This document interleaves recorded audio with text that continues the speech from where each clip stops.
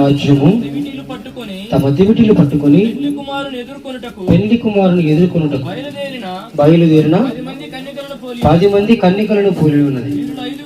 వీళ్ళు 5 బుద్ధి లేని వారు, 5 బుద్ధి గలవారు. బుద్ధి లేని వారు తమ దివిటీలు పట్టుకొని తమతో కూడా నూనె తీసుకొని పోలేదు. బుద్ధి గలవారు తమ దివిటీలతో కూడా సింజలలో నూనె తీసుకొని పోయిరి. పెళ్లి కుమారుడు ఆలస్యము చేయగా వారందరూ కునికి నిద్రించుచుండిరి. అర్ధరాత్రి వేళ ఇదిగో పెళ్లి కుమారుడు అతన్ని ఎదుర్కొన్న రండి అని కేక వినబడెను.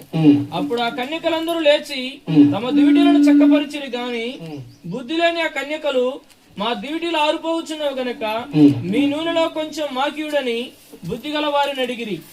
అందుకు బుద్ధి గల కన్యకలు మాకును మీకును ఇది చాలదేమో, మీరు అమ్మవారి వద్దకు పోయి కొనుక్కునుడని చెప్పిరి.